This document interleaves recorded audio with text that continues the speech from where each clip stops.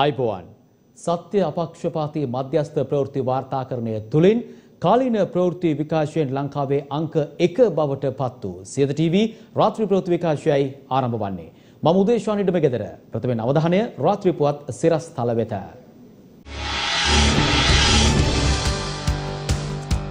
තවත් අත්‍යවශ්‍ය භාණ්ඩ කිහිපයක මිල පහතට. ප්‍රදේශ රැසකට උණුසුම් කාලගුණයක්. දරුවන් වයෝවෘද්ධ පුද්ගලයන් සහ අසනීප වලින් පෙළෙන්නන් පිළිබඳ දැඩි අවධානයක් යොමු කරන්න. කාලගුණ විද්‍යා දෙපාර්තමේන්තුවෙන් දැනුම් දීමක්. ශ්‍රී ලංකාවට ගෙන ආ විෂ පොල් තෙල් අඩංගු කන්ටේනර් අතරින් කිහිපයක් හෙට හෝ අනිද්දා ප්‍රතිඅපනයනයට පියවර. රාජ්‍ය ඇමති ලසන්ත කියයි. විෂ පොල් තෙල් ගෙන ආ සමාගම් වල බලපත්‍ර අහෝසි කළ යුතුයි. සජිත්ගෙන් ප්‍රකාශයක්. කොවිෂීල්ඩ් එන්නත ශ්‍රී ලංකාව තුළ ලබා දීමේ පළමු වටය අවසන් කරන බවට දහවල් ප්‍රකාශ කළද පස්වරුව වන විට යලිත් එම තීරණය වෙනස් කරයි. රාත්‍රී ප්‍රවෘත්ති විකාශයෙන් ප්‍රථමයෙන් අවධානය දේශීය පුවත් වෙත. උණුසුම් කාලගුණික තත්ත්වයක් පිළිබඳව මේ වන විට කාලගුණ විද්‍යා දෙපාර්තමේන්තුව අවවාදාත්මක නිවේදනයක් නිකුත් කර තිබෙනවා. මේ දිනවල උදෑසන දහවල් රාත්‍රී මේ සියලුම කාල සීමාවන් තුළ පවතින ඉතාම දැඩි රස්නයක්. අප මේ පිළිබඳව කාලගුණ විද්‍යා දෙපාර්තමේන්තුවෙන් තොරතුරු විමසා බැලුවා.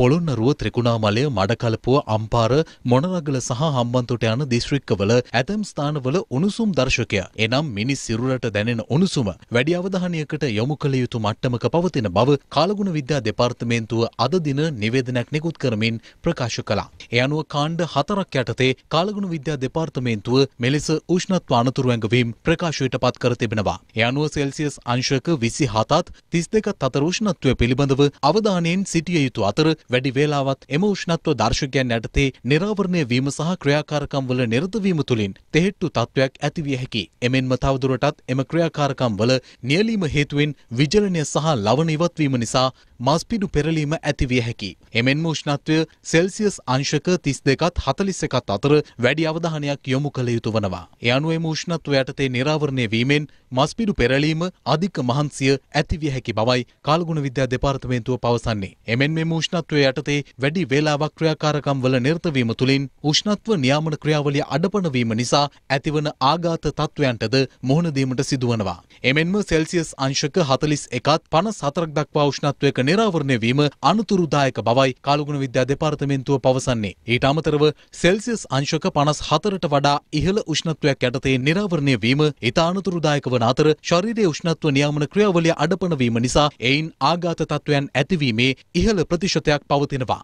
ඒ අනුව සෙල්සියස් අංශක 32ත් 41ත් අතර වැඩි අවධානයක් යොමු කළ යුතු කාණ්ඩයට පොළොන්නරුව ත්‍රිකුණාමලය මඩකලපුව අම්පාර මොනරාගල සහ හම්බන්තොට යන දිස්ත්‍රික්ක කාලගුණ විද්‍යා දෙපාර්තමේන්තුව විසින් නම් කර තිබෙනවා. එම දිස්ත්‍රික්කවල සිටින ජනතාව ප්‍රමාණවත් ලෙස ජලය පානය කිරීමත්, සෙවණ ඇති ස්ථානවල හැකි පමණ විවේක ගැනීමත්, නිවෙස් තුළ සිටින වැඩිහිටි සහ රෝගී පුද්ගලයන් පිළිබඳව සැලකිලිමත් වීමත්, වාහන තුළ කුඩා ළමුන් වාහන තුළම තනිවම රඳවා නොයන ලෙසත්, එලිමහනේදී අධික වෙහෙසකාරී කටයුතු සීමා කිරීමත්, සෙවණ ඇති ස්ථානවල රැඳීමත්, ප්‍රමාණවත් ජලය පානය කිරීමත් කාලගුණ විද්‍යා දෙපාර්තමේන්තුව නිර්දේශ කර තිබෙනවා. එමෙන්ම ඇඳුම් පැළඳීමේදී සුදු හෝ ලා පැහැති සැහැල්ලු ඇඳුම් භාවිතා කරන ලෙසත් කාලගුණ විද්‍යා දෙපාර්තමේන්තුව වැඩිදුරටත් පෙන්වා දී තිබෙනවා. විශේෂයෙන්ම මේක බහුලව තියෙන්නේ දිවෙන්ට බලපාන අන්තර්මෝසන් සමය ලැබෙනකොට තමයි මේ වගේ තත්ත්වයන් එන්නේ. හෙට දිනේ සිට 14 වෙනි දින දක්වාම දිවෙන්ට ඉහළින් සූර්යයා මුදුන් වෙලා තියෙනවා. ඒතර මේ තත්ත්වයේ හේතු කොටගෙන මේක විශේෂයෙන්ම බලපාන කට්ටිය ගත්තම විශේෂයෙන්ම වයස වැඩි ජනතාවට මේක බලපෑමක් වෙනවා ගොඩක් දුරට. ඊළඟට ලෙඩ රෝග වලින් පෙළෙන අයටත් මේ තත්ත්වය විශේෂයෙන්ම බලපානවා. මෙවැනි තත්ත්වයක් අපි දිවෙන තුල පැහැදිලි කරන්නේ මේක අනිසි බියක් ඇති කරගන්න එපා. මිනිසාට දැනෙන උෂ්ණත්වය වැඩි වීමක් තමයි අපේක්ෂා කරන්නේ. දිගින් දිගට විජලනය වීම ඒ වගේ දේවල් වෙන්න පුළුවන්. ඒතකොට ජලය භාවිතා කරන්න කියලා විශේෂයෙන් අපි කියනවා. ඊළඟට වෙහෙසකර රාජකාරී වල යෙදෙනකොට ටිකක් විමන් නිවලා ඒ වගේ රාජකාරී වල යෙදෙන්න කියලා කියනවා. ඉතින් හොඳින් ආහාර පාන ලබාගෙන මේකට මුහුණ දීමේ හැකියාවක් තියෙනවා කියන එක තමයි අපිට කියන්න තියෙන්නේ. ඇල්ෆටොක්සින් අඩංගු බවට තහවුරු වූ පිරිපහදු නොකළ පොල් තෙල් බහලු වලින් කොටසක් ඉදිරි දින දෙක තුල ප්‍රතිඅපනයනය කිරීමට නියමිත බව රාජ්‍ය අමාත්‍ය ලසන්ත අලගියවන්න මහතා පැවසුවා. ඒ අද පස්වරුවේ විශේෂ මාධ්‍ය හමුවකට එක් වෙමින් මේක ජාතික ප්‍රශ්නයක්. විවාද ભેද සියල්ලක්ම අපි මතක කරලා මේ පොල් තෙල් පිළිබඳව පමණක් නෙමේ සමස්ත ජනතාවගේ පාරිභෝජන භාණ්ඩ පිළිබඳව මේ ප්‍රශ්න निराකරණය කර ගැනීමට අපි කටයුතු කරමුයි කියන ඒ යෝජනාවයි මේ අවස්ථාවේදී විශේෂයෙන්ම කරනු ලබන්නේ. මෙම ආයතන තුනේ ආනයනය කරන ලබන තෙල් අපි ITI ආයතනය වෙතත් අපි යොමු කළා. ඒ ආයතනයනොත් ලැබිලා තිබෙන තොරතුරු අනුව මේවා අනිවාර්යයෙන්ම ප්‍රතිආපනයනය කළ යුතුයි. ප්‍රතිආපනයනය කිරීමට රේගුව අවශ්‍ය කටයුතු කරනවා. රේගුව විසින් දන්වා ඇති පරිදි කටාන රිෆයිනරි සමාගම ඉදිරි දින කිහිපය තුළදී දැන් වාර්තා කළා ඒව ප්‍රතිආපනයනය කිරීමට අනිවාර්යයෙන්ම කටයුතු කරනවා කියලා. අලි බ්‍රදර්ස් සහ ඉදිරිසිංහ සමාගමේ මේ වන විටත් රේගුවේ නිලධාරීන් ඒ ස්ථාන වලට ගිහිල්ලා ඒ ගෙනාපු ප්‍රමාණයන් පිළිබඳව ප්‍රමාණ බලලා ඒ පරීක්ෂණ කටයුතු වල නියැලමින් අනිවාර්යෙන්ම පවතිනවා. කුමන හෝ සමාගමක් මේවා වෙළඳපොළට නිකුත් කරලා තිබෙනවා නම් ඒ අයට රේගුව විසින් ලබා දීපු උපදෙස් වලට පරිබාහිරව යම් ආයතනයක් කටයුතු කරලා තිබෙනවා නම් ඒ ආනයනය කරන ලබන පොල් තෙල් ප්‍රතිආපනයනය කිරීම වෙන් නොනැති නීතිය ක්‍රියාත්මක කිරීමටත් අනිවාර්යෙන්ම කටයුතු කරනවා කියන එක මේ අවස්ථාවේදී විශේෂයෙන්ම සඳහන් කරන්න ඕනේ. ඒ වගේම අපි පාරිභෝගික අධිකාරිය විසින් දිස්ත්‍රික්ක 25 නියැදි එක් දිස්ත්‍රික්කයකින් 5 බැගින් සාම්පල් 125ක් අපි අරගෙන පොල් සංවර්ධන අධිකාරියට අපි යොමු කළා පරීක්ෂා කරලා අපිට වාර්තා කරන්න කියලා. ඒ අනුව ඒ සාම්පල් වලින් 55කට ආසන්න ප්‍රමාණයක ප්‍රතිඵල ලැබිලා තිබෙනවා. දැනට ලැබිලා තිබෙන වාර්තා 55 අනුව මේවා පරිභෝජනයේට සුදුසු පොල් තෙල් විදිහටයි මේ වාර්තා වල ප්‍රතිඵල සටහන් වෙලා තිබෙනවා. මෙරට ආයතන ත්‍රිත්වයක් මගින් ගෙන්වන ලද පිරිපහදු නොකළ පොල්තෙල් වල ඇෆ්ලොටොක්සින් නම් වූ පිළිකාකාරක ඇති බවට තහවුරු වීම හමුවේ අදාළ බහලු මුද්‍රා තැබීමට ශ්‍රී ලංකා රේගුව කටයුතු කරනු ලැබුවා. අදාළ බහලු මුද්‍රා තබා ඇති අවස්ථාවක ඇෆ්ලොටොක්සින් නම් පිළිකාකාරකය අඩංගු පිරිපහදු නොකළ පොල්තෙල් ගෙන්නු ආයතනයන් විසින් ප්‍රවාහනය කරන ලද පොල්තෙල් අඩංගු බවට සැක කරන බවුසර් දෙකක් පසුගියදා දංකුටු ප්‍රදේශයේදී පොලිසිය විසින් අත්අඩංගුවට ගැනීමෙන් අනතුරුව ශ්‍රී ලංකා රේගුව වෙත බහර දී තිබෙනවා. කෙසේ වෙතත් අදාළ තෙල් බවුසර් රේගුව වෙත බහර දීම සම්බන්ධයෙන් මාරවිල මහේස්ත්‍රාත් අධිකරණය දංකුටු පොලිසිය වෙත දැඩි ලෙස චෝදනා කළ අතර මේ මාස 21 වන දින අදාළ තෙල් බවුසර් සම්බන්ධයෙන් වූ තත්ත්ව පරීක්ෂණ වාර්තා අධිකරණය හමුවට ඉදිරිපත් කරන ලෙසටද නියෝග කළා. මේ අතර ඊයේ දින දඹුල්ල ආර්ථික මධ්‍යස්ථානයේ පිටුපස පෞද්ගලික ගබඩාවක තිබී සැක කටයුතු පොල් තෙල් ලීටර් 20000ක් අඩංගු කන්ටේනර් රථයක්ද පොලිසිය විසින් සිය බහරයටගෙන අදාළ කන්ටේනර් රථයේ රියදුරුද අත්අඩංගුවට ගත්තා. එහි අඩංගු පොල් තෙල් මනුෂ්‍ය පරිභෝජනයට සුදුසුද නැද්ද යන්න පිළිබඳව වූ සාම්පල් පරීක්ෂාවක් සිදු කිරීමට නියමිත අතර මේ පිළිබඳව දඹුල්ල මහේස්ත්‍රාත් අධිකරණය හමුවේ කරුණු වාර්තා කිරීමෙන් අනතුරුව අදාළ සාම්පල පිළිබඳව තත්ත්ව පරීක්ෂාවක් සිදු කර අදාළ වාර්තාව ඉදිරිපත් කරන ලෙසට නියෝග කර තිබෙනවා.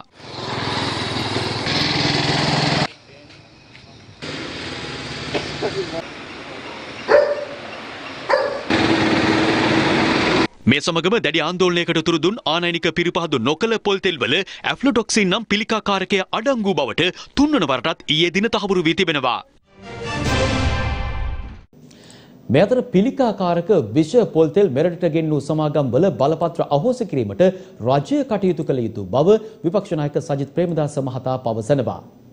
ආණ්ඩුව රකින්නවා පිළිකාකාරක පොල් තෙල් සහ ආදේශක වෙළඳ පොළට නිකුත් කරපු සමාගම් ටික. පිළිකාකාරක පොල් තෙල් නිකුත් කරපු සමාගම් රකින්නටද 69 ලක්ෂයක් ඡන්දෙ දුන්නේ. මේ වංචාවට හොරකමට රේගුවේ සමහර නිලධාරීනුත් හවුල්. මම ඒක බය නැතුව කියනවා. බොහොම පැහැදිලිවම ප්‍රමිතිකරණ ආයතනයේ ඉහළම තැනේ සිට මේකට වග කියන්නට ඕන.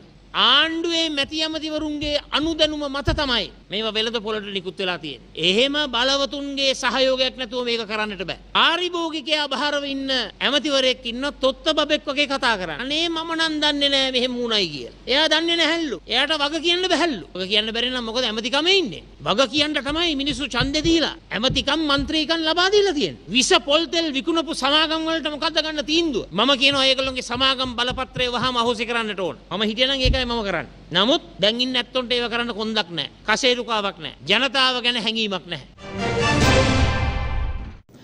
අලුත් අවුරුදු සමය වෙනුවෙන් තවත් භාණ්ඩ කිහිපයක මිල පහත දැමීමට ඉදිරියේදී කටයුතු කරන බව වෙළඳ අමාත්‍ය බන්දුල ගුණවර්ධන මහතා පවසනවා. ඒ කොළඹදී පැවති මාධ්‍ය හමුවකට එක්වෙමින් අපි ලබන සතියේ ඉඳන් සතොස් හරහා දුම්බරු සීනි කිලෝවක් ලබන සතියේ සිට අලෙවි කරනවා රුපියල් 115කට. එතකොට 150ට 65ට අලෙවි වෙන දුම්බරු සීනි කිලෝවක් රුපියල් 115කට අලෙවි කළාම විශාල වාසියක් විශේෂයෙන් රස කැබලි වර්ග හදන පාරිභෝගිකයන්ට ලැබෙනවා. සුදු සීනි අපි කිලෝවක් අලෙවි කරන්නේ මේ දිනවල රුපියල් 99ක. වසවිසෙන් තොර පොල් තෙල් හිඟියකින් තොරව සතොස් වෙළඳ සැල් තුල අලෙවි කරන්නට තිබෙනවා. මේ තියෙන්නේ රජයේ විසින් නිපදවන පොල් තෙල්. ඊට අතිරේකව අපි ආදේශකයක් ලෙස රාජ්‍ය වගකීමක් ලෙස ඊටාම පිරිසිදු මේ රටේ නිෂ්පාදනය කරන සෝයා තෙල් අලෙවි කරනවා. එතකොට තෙල් පිළිබඳ ප්‍රශ්නයක් තෙල් නැති වෙලා මේ අවුරුද්ද තෙලෙන් බැදෙනවා අරෝමියෝ කියලා කතාවක් නෑ. ඒ වසවිස නැති රජයේ විසින් වගකීමක් දරන තෙල් වර්ග ලබා දීලා තියෙනවා. ඊළඟට අපේ රුපියල් 135කට වෙළඳ පොලේ අලෙවි වෙන තේ පැකට්ටුව රුපියල් 95කට ලබා දෙන්නේ. ඊළඟට මේ දිනවල අත්‍යවශ්‍ය දේනේ දැස් සෝදන දියර හා මූණු ආවරණ. මෙය පුද්ගලිකාංශයේ මිල 350යි. මිලිලීටර් 50ක් රුපියල් 150කට. ඊළඟට මූණු ආවරණ රුපියල් 14කට මේ සෙල්ලස් සාතික ලාංඡනයේ තියෙනවා. පාසල් පටන් ගත්ත නිසා දරුවන්ට සෑම අභ්‍යාස පොතක්ම වෙළඳ පොලේ පවතින මිලට වඩා සෑම පොතක්ම සතුසින් 20%ක් අඩුවෙන් ලබා දෙනවා. මේ ආයතන රජයේ ආයතන ජනතාවටයි අයිති. එහි ප්‍රතිලාභය අයිති වෙන්නේ ජනතාවට. රට තුළ ව්‍යාප්ත වෙමින් පවතින කොවිඩ් වෛරස් තත්ත්වය පිළිබඳවයි තොරතුරු. COVID-19 වෛරසය මර්ධනය කිරීම සඳහා ලබා දෙන ඔක්ස්ෆර්ඩ් ඇස්ට්‍රාසෙනිකා එන්නත ශ්‍රී ලංකාව තුළ ලබා දීම තාවකාලිකව අත්හිටුවීමට සෞඛ්‍ය අංශ අද පෙරවරුවේ තීරණය කළ බව සඳහන් කළා. කෙසේ වෙතත් වයස අවුරුදු 60ට වැඩි පුද්ගලයින්ට අදාළ එන්නත ලබා දීමට යලිත් සෞඛ්‍ය අංශ තීරණය කළ බවයි වසංගත රෝග විද්‍යා ඒකකය අද පස්වරුවේ සඳහන් කර සිටියේ. COVID-19 වෛරසය මර්ධනය කිරීම සඳහා ලබා දෙන ඔක්ස්ෆර්ඩ් ඇස්ට්‍රාසෙනිකා කොවිෂීල්ඩ් එන්නතේ පළමු මාත්‍රාව ශ්‍රී ලංකාව තුළ ලබා දීම තාවකාලිකව අත්හිටුවීමට අද පෙරවරුවේ තීරණය කෙරුණා. කෙසේ වෙතත් අද සෞඛ්‍ය අමාත්‍යාංශයේ පැවති රැස්වීමකදී යළිත් තීරණය කර ඇත්තේ වයස අවුරුදු 60ට වැඩි පුද්ගලයින්ට කොවිෂීල්ඩ් එන්නත ලබා දීමටයි. අද දවස් තුළ සෞඛ්‍ය අමාත්‍යාංශයේ පැවති රැස්වීමකදී අප සතුව තියෙන කොවිෂීල්ඩ් එන්නත ලබා දීම පිළිබඳව වැඩිදුර කොටත් සාකච්ඡා කළා. මේ එන්නත ලබා දීම තාවකාලිකව නැවතීමක් නැතුව වයස අවුරුදු 60ට ඉහළ අයට තමයි අපි මේ අවස්ථාවේදී කොවිෂීල්ඩ් එන්නත ලබා දෙන්නේ. ඒ තෝරාගත් ප්‍රදේශවල එන්නත ලබා දීම, ඒ වගේම තෝරාගත් අවදානම් අධික වෙනත් කණ්ඩායම් වලට ලබා දීම පිළිබඳවත් සාකච්ඡා වුණා. ඒ අනුව ඒ දිගටම ඒ ජන කණ්ඩායම් වලට ලබා දීමට තීරණය කළා. ඒ වගේම දෙවන මාත්‍රාව ලබා දීම පිළිබඳව වැඩි විස්තර අපි තවදුරටත් අධ්‍යයනය කර වඩාත් සුදුසු ආකාරය පිළිබඳව ඉදිරියේදී දැනුම් දෙනවා. මේ අතර COVID-19 වෛරස් ප්‍රභේද හඳුනා ගැනීමේ පරීක්ෂණ දෙවන වටය ආරම්භ කර තිබෙනවා. ඊයේ දින මෙම කටයුතු ආරම්භ කර ඇති අතර දිවයිනේ විවිධ ප්‍රදේශවල COVID ආසාදිතයින් අතුරින් අහඹ පිටසක්ගෙන් ලබාගත් ජෛව පටල සාම්පල පරීක්ෂා කිරීම මෙහිදී සිදුවනවා. මේ වෙන විට අපිට දිවයිනේ විවිධ ප්‍රදේශවලින් සාම්පල් ලැබිලා තියෙනවා. යාපනය, මුලතිව්, වවුනියාව, කොළඹ නගරය ආශ්‍රිතව, වරකපුල කියන පහුගිය මාසය පුරාවට විවිධ ප්‍රදේශවලින් වාර්තා වෙච්ච COVID-19 රෝගීන්ගේ වේරියන්ට් එක මොකක්ද කියලා හඳුනා ගැනීම පරීක්ෂා තමයි අපි සිදු කරන්නේ. ඒකේ ප්‍රතිඵල ඉන්නේ සාමාන්‍යයෙන් දින 7ක් 10ක් විතර කාලයක් යාවි. ඉන්දිය හිටපු සුපිරි ක්‍රිකට් ක්‍රීඩක සචින් තෙන්දුල්කර්ට කොවිඩ් වෛරසය ආසාදනය වී ඇති බව පසුගියදා තහවුරු වූ අතර රෝගී තත්ත්වය උත්සන්න වීම හේතුවෙන් ඔහු රෝහල්ගත කර ඇති බව විදෙස් මාධ්‍ය වාර්තා කරනවා. මේ අතර ඉන්දිය ජනප්‍රිය නිලි ආලියා භාට්ටට COVID-19 වෛරසය ආසාදනය වී තිබෙනවා. නවතම චිත්‍රපට රූගත කිරීමකට මුම්බායිහිදී සහභාගී වෙමින් සිටියේදී ඇය මෙලෙස කොවිඩ් ආසාදිතක බවට තහවුරු වී ඇත්තේ. ගෝලීය කොවිඩ් වෛරසය හමුවේ එන්නත් කරණයට ලොව බොහෝ රටවල් යොමු වී ඇති අතර ෆයිසර් BioNTech කොවිඩ් වෛරස් මර්ධන එන්නත ලබා දී මාස 6කට පසුවත් 91.3ක ඉහළ ක්‍රියාකාරීත්වයක් පෙන්නුම් කරන බව නවතම අධ්‍යයනයකින් හෙළි වී තිබෙනවා. එන්නතේ දෙවන මාත්‍රාව ලබා දුන් පුද්ගලයන් 46307 දෙනෙකුගේ අවසන් අධ්‍යයනයේ සායනික වාර්තා මේ වන විට ලැබී ඇති අතර ඒ අනුවයි මෙම නිගමනයට එළඹී ඇත්තේ. අන්තර්ජාලය ඔස්සේ වහබ්වාදය සහ අන්තවාදී ක්‍රියා ප්‍රවර්තනය කළ තවත් දෙදෙනෙක් ත්‍රස්ත ක්‍රියා විමර්ශන කොට්ටාශය විසින් අත්අඩංගුවට ගෙන තිබෙනවා. ISIS මතවාද ප්‍රගුණ කරමින් කටාර් රාජ්‍යයේ සිට වන්නුම්මා යනුවෙන් WhatsApp කණ්ඩායමක් නිර්මාණය කර අන්තවාදී මතවාද පතුරවා පසුගිය නොවැම්බර් මාස 21 වනදා කටාර් රාජ්‍යයෙන් මෙරටට පිටුවහල් කළ පුද්ගලයන් 6 දෙනාගෙන් තවත් අන්තවාදීන් දෙදෙනෙකු අද දින කොළඹ ත්‍රස්ත විමර්ශන කොට්ටාසය විසින් අත්අඩංගුවට ගෙන තිබෙනවා. මඩකලපුව කාන්තන්කුඩි ප්‍රදේශයේ පදිංචි 28 හැවිරිදි සහ 29 හැවිරිදි පුද්ගලයන් දෙදෙනෙකු මෙලෙස අත්අඩංගුවට ගෙන ඇති අතර මීට පෙර ලෙස කටාර් රාජ්‍යයෙන් පිටුවහල් කෙරුණු පුද්ගලයන් සිව් දෙනෙකු අත්අඩංගුවට ගෙන තිබුණා. ඒ අනුව එලෙස අන්තවාදී මත පතුරවා කටාර් රාජ්‍යයෙන් පිටුවහල් කෙරුණු පුද්ගලයන් 6 දෙනාම මේ වන විට ත්‍රස්ත විමර්ශන කොට්ටාස බහරේ පසුවනවා. මොවුන් විසින් පාස්කු ප්‍රහාරයෙන් අනතුරුව මෙලෙස වන්නුම්මා නම් WhatsApp කණ්ඩායම හරහා සහරන් හෂීම් ඇතුළු පාස්කු ප්‍රහාරයේ ත්‍රස්තවාදීන් විසින් සිදු කරන බයියත් දිවුරුම ඇතුළත් වීඩියෝව සහ අන්තවාදී වීඩියෝ අන්තර්ජාලයට මුදහැරීම සම්බන්ධයෙන් පසුගිය නොවැම්බර් මාස 21 වනදා මෙලෙස කටාර් රාජ්‍යයෙන් පිටුවහල් කර තිබුණා. අදාළ සැකකරුවන් මෙවන විට රඳවා තබා ප්‍රශ්න කිරීම සිදු කරන අතර සිද්ධිය සම්බන්ධයෙන් ඉදිරි විමර්ශන ක්‍රියාත්මකයි. වත්මන් රජයේ පාස්කු ප්‍රහාරය සම්බන්ධයෙන් සහරන් මත පමණක් චෝදනා එල්ල කර එම සිද්ධියේ මූලික කරුණු වසන් කිරීමට උත්සාහ කරමින් සිටින බව පාර්ලිමේන්තු මන්ත්‍රී පාටලී චම්පකරණවක මහතා පවසනවා. ඒ කොළඹදී පැවති මාධ්‍ය හමුවකට අද එක්වෙමින් ඉතාම පැහැදිලිව පාස්කු වාර්තාව හොඳ මට්ටමක වෝහාරික විමර්ශනයක් කරපු වාර්තාවක් නෙවෙයි. ඒ වගේ මේ වාර්තාව ඉවත දාන්නත් බෑ. ඒ වාර්තාවේ වැදගත් කරුණු ගණනාවක් තියෙනවා. ප්‍රශ්නය මේකේ මහමුලකරු සහරාන් හෂීම් කියලා මේ ප්‍රශ්නය මෙතනින් ඉවර කරන්න හැමෝටම ඕන. නමුත් කොහොමද මේකේ නායකයා මුලින්ම ගිහිල්ලා ජීවිත පූජා කරන්නේ? අල් කයිඩා එකේ නායකයා එහෙම කරේ නැහැ.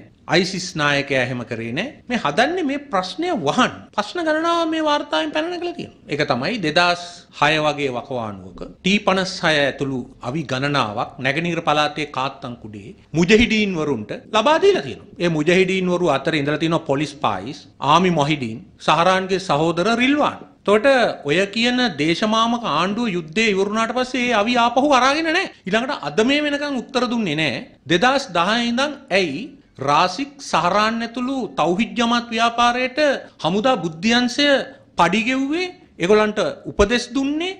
ඒගොල්ලොත් එක කටයුතු කළේයි කියන එකට අද මේ වෙනකන් උත්තරයක් දීලා නැහැ. පුදුම සෑහෙන වෙනසක් වෙලා කොණ්ඩේ පැත්තට බීරලා මූණියම් දු ලක්ෂණ ඇවිල්ලා කතාව පොඩ්ඩක් වෙනස් වෙලා. මේමයි මම කොණ්ඩේ පැත්තට බීරනවාද උඩට බීරනවාද කියන එක නෙමෙයි ප්‍රශ්නේ. මං කොණ්ඩේ ඩයි කරනවාද නැද්ද කියන එක තමයි ප්‍රශ්නේ. මම වයස අහංගල නැහැ. කොණ්ඩේ ඩයි කරලා නැහැ. මූණ ලස්සන වෙලාද පාට වෙලාද සිකුරු ග්‍රහය ලැබලාද ඒක එච්චර වැදගත් නැහැ රටට.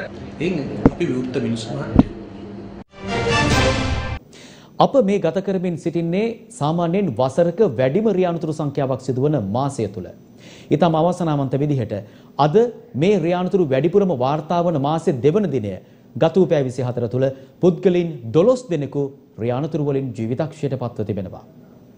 වසරේ අනතුරු වැඩිම කාල සීමාව ලෙස සැලකෙන්නේ අප්‍රේල් මාසයේ 10 වෙනිදාත් 20 වෙනිදාත් අතර කාලයයි. මෙම කාලය තුල වඩාත් සැලකිල්ලෙන් රිය දහවනිය මෙන්ම වඩාත් සැලකිල්ලෙන් මහමග ගමන් කිරීමටත් රියදුරන් සහ පදිකයින් කටයුතු කරන්නේ නම් ඉතා වැදගත් වනවා. බීමත්ව රිය දහවනය අපරීක්ෂාකාරීව සහ නොසැලකිලිමත් ලෙස රිය දහවනය සිදු නොවීමට වග බලා ගැනීමටත් රියදුරු මහතුන් කටයුතු කිරීම මෙම කාල සීමාව තුල ඉතා වැදගත් කරුණක් වනවා.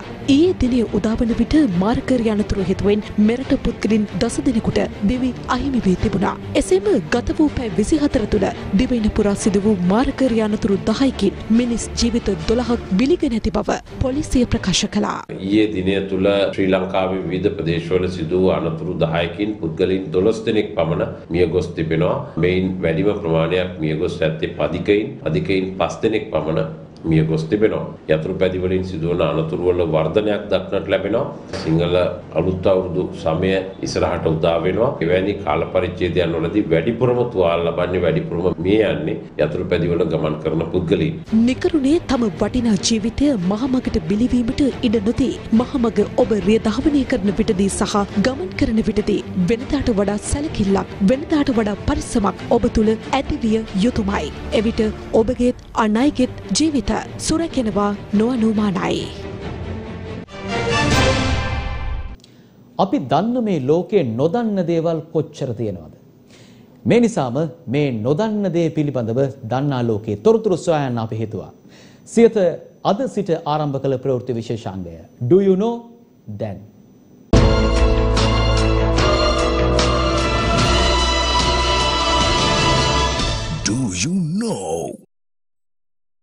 දන්න ලෝකේ නොදන්න තොරතුරු සොයන ගමනේ අපි අද මුලින්ම කතා කරන්න හිතුවේ අපි මේ ඉන්න පෘථුවිය පිළිබඳව. මොකද හැම දෙයකටම කලින් අපි ඉන්න තැන ගැන හොඳ අවබෝධයක් ලබා ගන්න අවශ්‍යයි. සෞර ග්‍රහ මණ්ඩලයේ ජීවය පවත්නා එකම ග්‍රහලෝකයේ විදිහටයි අද වන විට පෘථුවිය හඳුනාගෙන තිබෙන්නේ. පෘථුවිය මතුපිට මහද්වීප, සාගර, කඳු, තැනිතලා, සානු, වනාන්තර, කාන්තාර, මිරිදිය ජලාශ වගේම වගුරු බිම්ද පිහිටලා තිබෙනවා.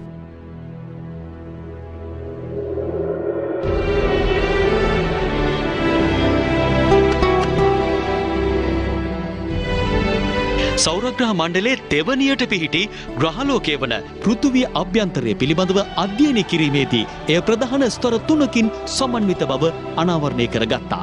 ඒ කබොල, ප්‍රාවරණය සහ හරයයි. මින් කබොල කියලා හඳුන්වන්නේ පෘථුවිය මතුපිට. මේ සියලුම ජීවීන්ගේ වාසස්ථානයේ විදිහටයි හඳුන්වන්නේ. සිලිකන් බහුල පාෂාණ වලින් නිර්මාණය වෙලා තියෙන මේ ස්තරය පෘථුවිය මතුපිට සිට කිලෝමීටර් 40ක් ඇතුළට විහිදිලා තිබෙනවා. දෙවන ස්තරය වන්නේ ප්‍රාවරණය. කිලෝමීටර් 40 සිට කිලෝමීටර් 28 දක්වා මෙම ස්තරය විහිදී තිබෙනවා.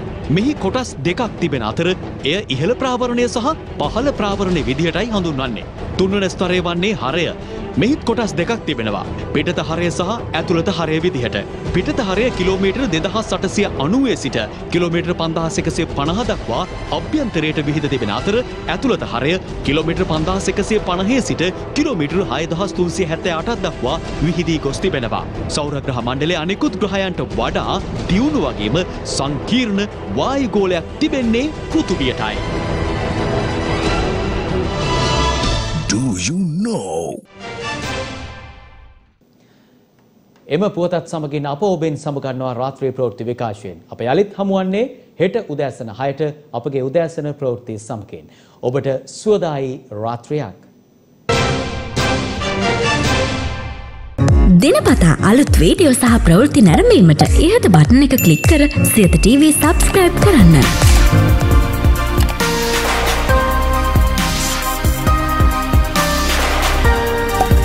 අලුත් වීඩියෝ ගැන මුලින්ම දැනගන්න මෙම සීනුව ක්ලික් කරන්න.